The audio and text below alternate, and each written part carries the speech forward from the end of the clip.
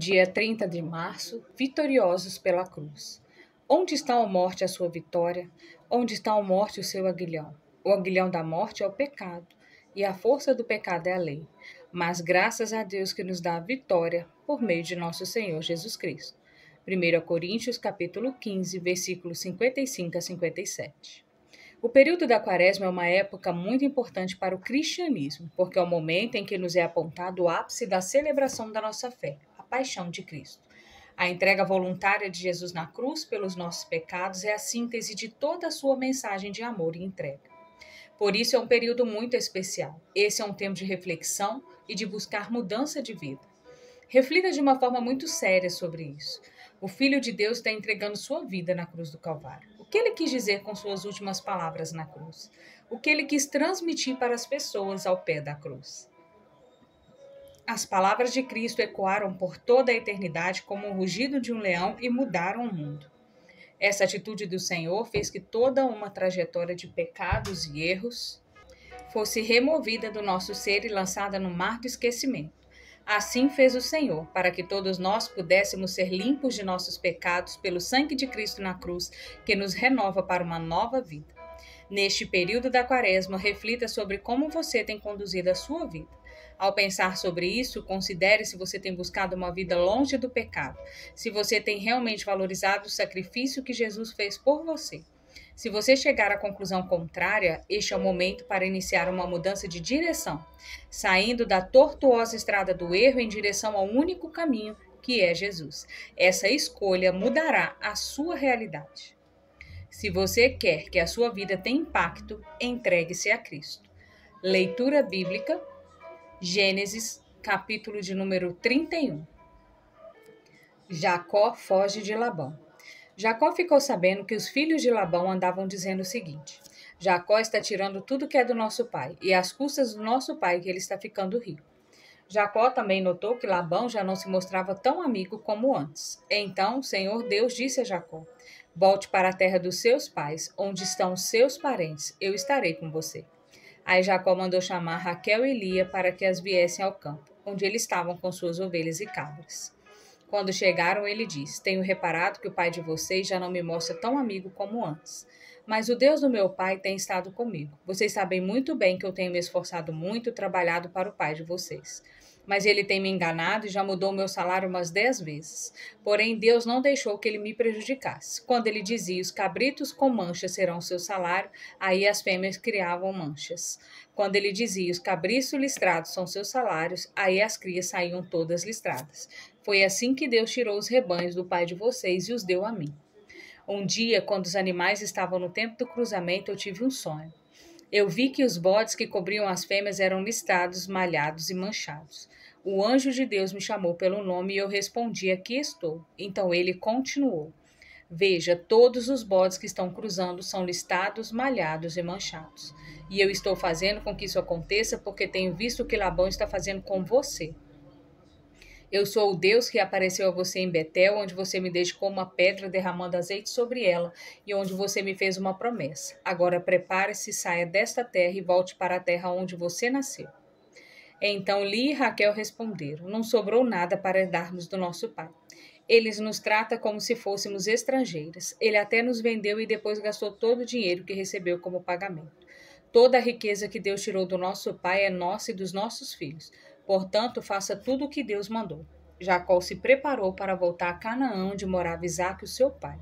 Fez com que seus filhos e suas mulheres montassem os jumentos, ajuntou tudo o que tinha e partiu, levando todos os animais que havia conseguido com seu trabalho na Mesopotâmia. Labão, pai de Raquel, havia ido para outro lugar a fim de cortar lã das suas ovelhas, e quando ele estava fora, Raquel roubou as imagens dos deuses da casa dele. Foi assim que Jacó, sem avisar que ia embora, enganou Labão, o arameu, fugindo com tudo que tinha. Atravessou o rio Eufrates e foi na direção da região montanhosa de Gileade. Labão vai atrás de Jacó. 3 dias depois, Labão ficou sabendo que Jacó havia fugido. Ele reuniu seus parentes e foi atrás de Jacó. 7 dias depois, Labão alcançou Jacó na região montanhosa de Gileade. Naquela noite, Deus apareceu no sonho a Labão, o arameu, e disse: Cuidado, não faça nada a Jacó. Labão alcançou Jacó na região montanhosa de Gileade, onde ele estava acampado. E Labão e os seus parentes acamparam no mesmo lugar. Aí Labão disse a Jacó: Por que foi que você me enganou, levando as minhas filhas como se fossem prisioneiras de guerra? Por que você me enganou fugindo desse jeito sem me dizer nada? Se tivesse falado comigo, eu teria preparado uma festa alegre de despedida, com canções acompanhadas de pandeiros e de liras. Você nem deixou beijar os meus netos e as minhas filhas. O que você fez foi coisa de gente sem juízo. Eu poderia ter feito muito mal a vocês, mas na noite passada o Deus do seu pai me disse assim: Cuidado, não faça nada, Jacó. Eu sei que você foi embora porque tinha saudades de casa. Mas por que foi que você roubou as imagens dos deuses da minha casa? Jacó respondeu: Eu fiquei com medo, pois pensei que o Senhor ia me tirar suas filhas à força. Mas se o Senhor achar suas imagens com alguém aqui, essa pessoa será morta. Os nossos parentes são testemunhas. Se o Senhor encontrar aqui qualquer coisa que seja sua, pode levar. Acontece que Jacó não sabia que Raquel havia roubado as imagens. Labão entrou na barraca de Jacó, depois na de Lia e depois das duas escravas, porém não encontrou suas imagens. Então foi para a barraca de Raquel. Aí ele procurou por toda a parte, porém não achou nada, pois Raquel havia posto as imagens numa sela de camelo e estava sentada em cima.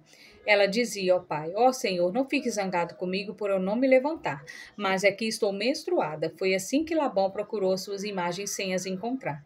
Aí Jacó ficou zangado. Ele disse a Labão: O que foi que eu fiz de errado?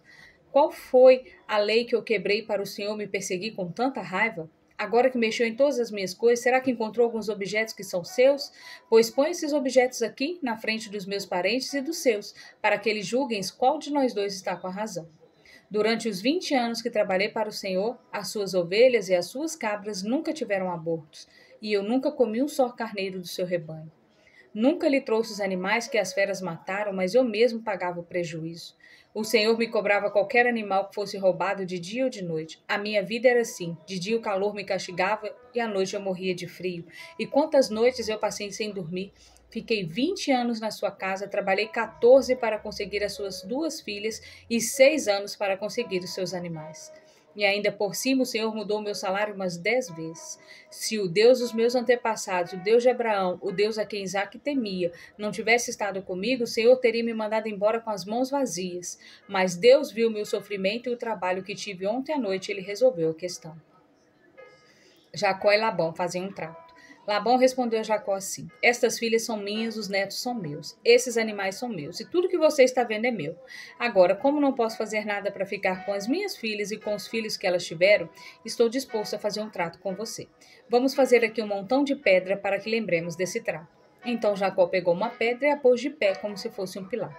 Depois disse aos seus parentes que a juntasse e amontoasse pedras. Eles fizeram um montão de pedras e lhe tomaram uma refeição ali ao lado dele.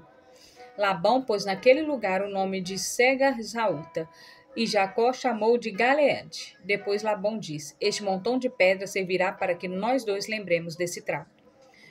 Foi por isso que aquele lugar recebeu o nome de Galede, e também teve o nome de Mispa, porque Labão diz: Que o Senhor Deus fique nos vigiando quando estivermos separados um do outro.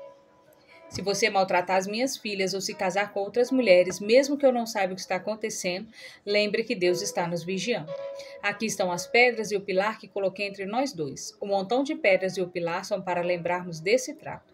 Eu nunca passarei para lá deste pilar para atacá-lo, e você nunca passará para cá deste montão de pedras e deste pilar para me atacar. O Deus de Abraão e o Deus de Naor será juiz entre nós. Então Jacó fez o juramento em nome do Deus a quem Isaque, o seu pai, temia. Ele ofereceu um animal em sacrifício ali na montanha e convidou seus parentes para uma refeição.